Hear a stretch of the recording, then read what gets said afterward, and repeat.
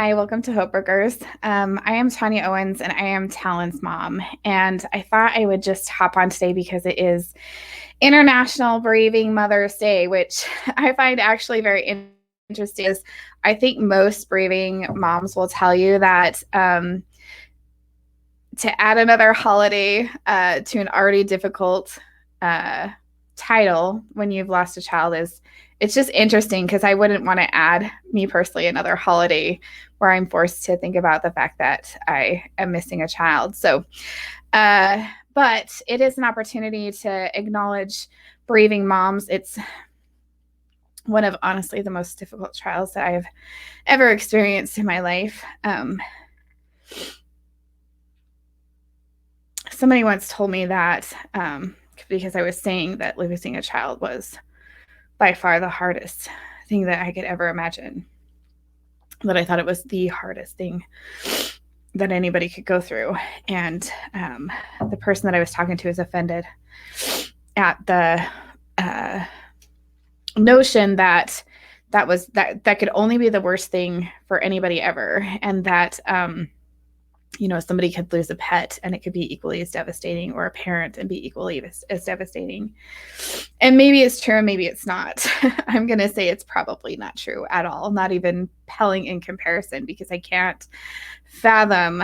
And I don't think unless you've lost a child and a parent and a husband and a pet and a grandparent, that you could actually compare any of them and say that child loss is not the hardest, because I can't imagine that there's anything harder.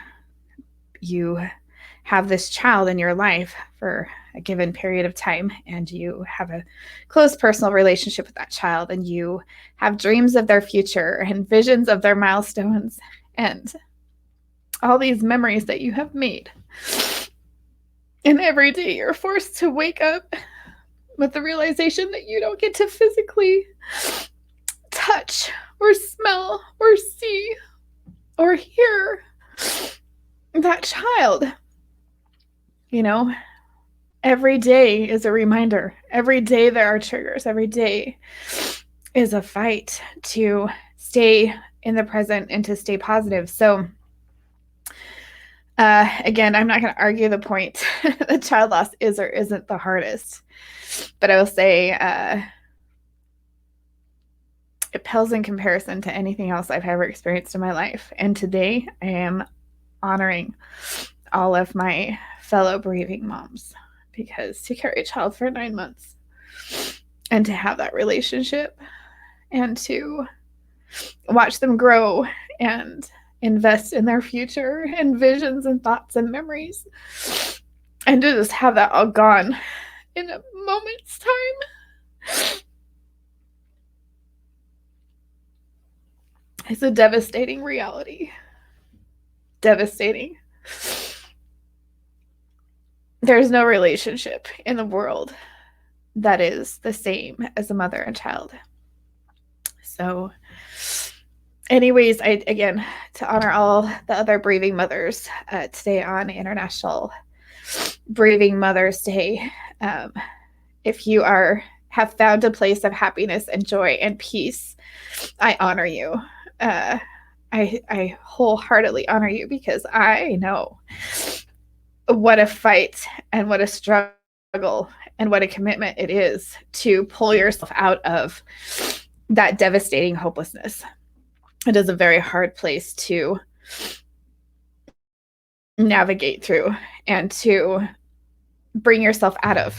It's a very difficult place. And we know that daily it is a place that we have to fight to maintain our happiness, to maintain joy and hope. So again, to all of my bereaving mothers out there, my heart is with you. I love you. I am thinking of you this day. I am Talon's mom. I started Hope Brokers because I lost a child 3 years ago on Thanksgiving Day in 2017. He was traveling with my 2 daughters to his aunt's house to have Thanksgiving dinner, and his car, he was going too fast. He hit a curve too fast, and he ended up hitting his shoulder, overcorrecting, and rolling his car 3 times. Talon was not wearing his seatbelt, and he was ejected from his car and lost his life that day. I introduced myself as Talon's mom because as bereaving parents, that is how we introduce ourselves. We are our child's name and who we are.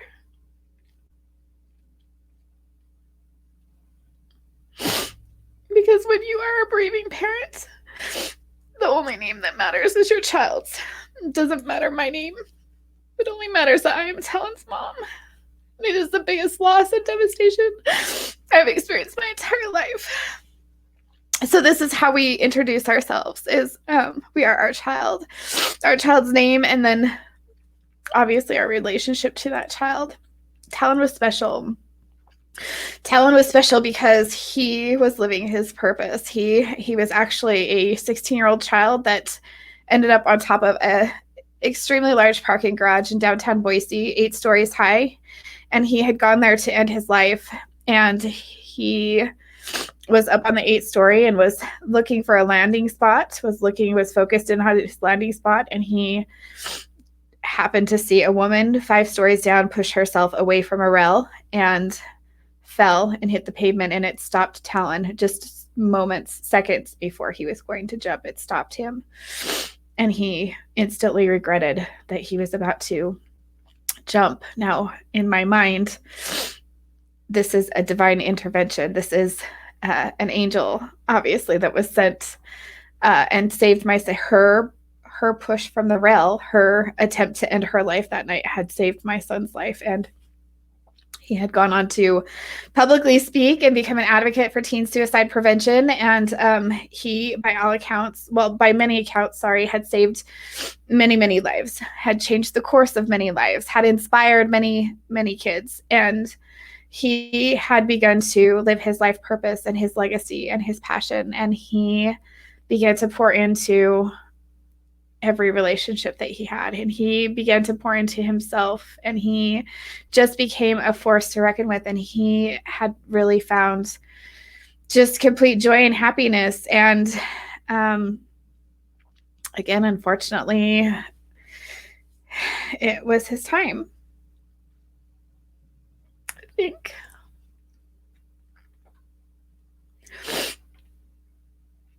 I think Talon got to graduate. I think he's lucky. He's blessed, because we know this world is hard. But he's finally at peace, and he is feeling a euphoria that I know as a parent we only wish that our children will feel one day. So there's such a divine miracle and intervention with Talon's near-death experience and his legacy that he left. And there were times, so many times, when I felt like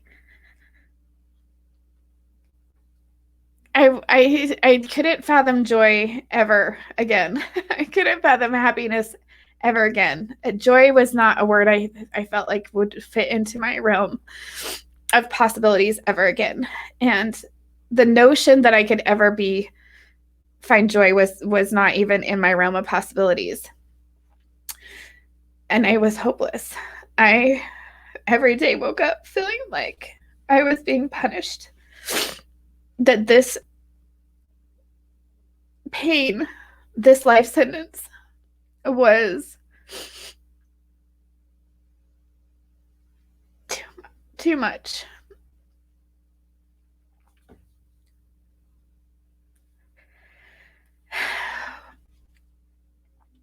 My aunt Leanne lost her child. Her son Tyson, just, I want to say maybe 9 months before Talon passed away. And I remember one day getting a message from her, and she said, "I'm happy now." I love my life. And she used those words. And I immediately first was offended by the notion that, how do you find joy after you lose a child? Like, that was so offensive to me. And I don't know how soon. I know it wasn't right away, but I remember not too long after clinging to that hope that there was hope that I was actually going to find joy and happiness again. And that for me was a true, that is why I started Hope Brokers. That what to me was the first time that I realized that this was not a life sentence, that this was not personal, that there were so many other parents that had lost a child that were not deserving. I don't think anybody's deserving, but I felt like I had deserved it because it hurt so bad. It felt personal. And that gave me hope. When she said that she loved her life, that gave me hope. And I thought, there are so many people who have experienced extreme pain, extreme trauma, have been to the depths of despair, who like me just couldn't picture another day in a world that was so painful. And my aunt gave me hope. And I thought, there's so many people out there that need to know that there are other people that have experienced this kind of pain, that have been through the worst kind of trauma and are maybe even in the midst of the worst storm of their life, and they are still inspiring people. And how amazing is that there are people that are still inspiring people. And I wanted to be that for people. I mean, I have tapped into euphoria. I have healed. I have learned in moments how to be self-aware and how to find gratitude and blessings and joy. Even in the worst pain, there is still joy. There are still blessings. There's still euphoria. And it is amazing. And it is a God gift. And it is beautiful. But you have to heal. You have to do the work. You have to be self-aware. There are no victims in this world. We are all born children of God that are here to be challenged and grow, and then to offer hope and a light to other people who are being challenged to grow. And I felt the need to just get on here and say there's hope. No matter what it is that you're going through, no matter what challenges you face, no matter what your struggles are, no matter where your head is at, there's always hope. And it really comes down to, one, what is your relationship? I feel like for me with God, or outside of ego, even a spiritual relationship, if you don't believe in God, but what is your relationship outside of ego with whatever it is, the universe or nature or God or what have you? What does that relationship look like? Are you self-aware? Are you willing to grow? Are you willing to be accountable? Do you know what part or what responsibility lies in your personal beliefs and your personal paradigm, in the words and the thoughts that you choose every day to believe in? And this is so detrimental for healing. It's so your paradigm, your daily choice of how you choose to look at the world, your daily choice of the words that we feed ourselves, of even the extra things that we do every day to bring joy, adding music to a chore, or, finding reasons to laugh, putting something on that's funny when you're feeling sad. I mean, there's so many ways that we can control what we're feeling or how we choose to look at things. And a lot of times it's just a matter of, when we acknowledge, or when we see that we're in those bad habits, or we see that we're in those negative spaces, stopping and being aware of those negative spaces and choosing a different paradigm, which is the blessings, the gratitude, the things that we need to be thankful for. And sometimes that's hard. It's hard as a bereaving parent to be thankful, especially when you lose a child on Thanksgiving, but there is so much to be grateful for. There's so many things, so many blessings that we have daily that we need to be grateful for. And sometimes that's hard to see. It's hard to see the things that we need to be grateful for. But if we practice it and we continue to practice it, and daily we continue to think about the things and the blessings, it becomes easier, and then our mindset becomes less negative, more positive. The paradigm shifts. And because you start practicing thankfulness and gratitude and blessings, your life becomes to look a little bit better. And because, especially from the perspective of child loss, because it's a daily moment to moment battle, it is so extremely vital and important to be self-aware and to choose those paradigms, to choose the most positive ones, the most beneficial ones, the ones that will catapult you in the most positive direction. Anyways, I just wanted to just pop on really quick.